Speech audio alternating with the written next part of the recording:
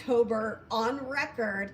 And this graphic is showing you the wettest months overall. So we're not just looking at October here, we're looking at all months, all the way back to 1874 when we started keeping records. We are in fifth place as of this morning for wettest month on record. I don't know if you heard that pitter patter on the roof while you were sleeping last night. Maybe you drove in early to work and you had to drive through all that heavy rain. We had so much water on the roads. A lot of places, look at this, a lot of places just since midnight have picked up anywhere from 1/4 of an inch to almost an inch of rain. So very impressive rainfall totals just overnight. Now this storm system is exiting the region. You can see how the low pressure system is over by Rock Springs, Wyoming.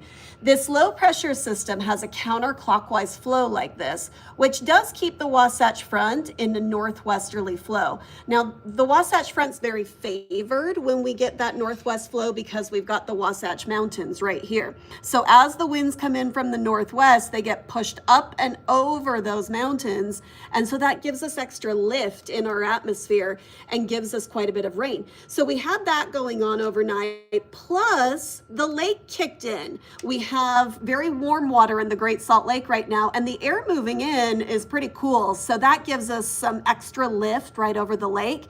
And those two reasons combined are the reason we had the widespread rain earlier this morning. You can see how things are starting to taper off now. We just got a few little showers in Weber and Davis County, but we do have this next little line up in southern Idaho. That's what's going to be moving in this afternoon. So I have kept a few scattered showers in the forecast through the afternoon, possibly even into the evening as well.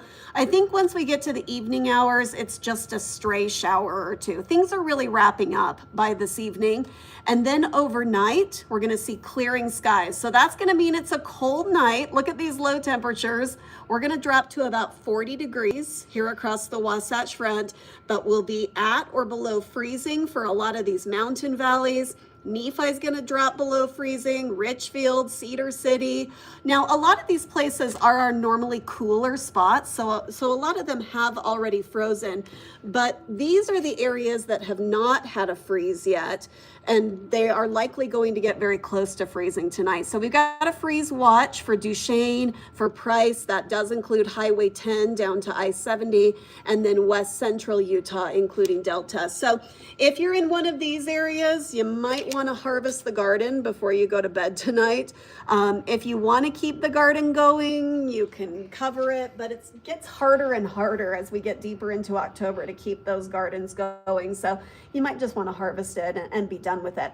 I do have good news for the weekend though. Take a look. Here's your weekend forecast. We're going to see quite a bit of sunshine starting tomorrow. That sunshine's going to stick around all weekend long, and our temperatures will warm up too. Today we're only going to be in the low 50s, but the 60s are back for Friday and Saturday. Sunday, we're up to 72 degrees. So we do have some nice weather coming for the weekend. Plan something fun outdoors. It has been a very active first half of October, so I think this weekend is kind of the payoff for that, where we get to get outside and enjoy the nice weather. There is another storm coming up for Monday though, and I'm going to go over that on 2 News at Noon, show you what to expect with that, how big of a temperature drop we'll get with that one.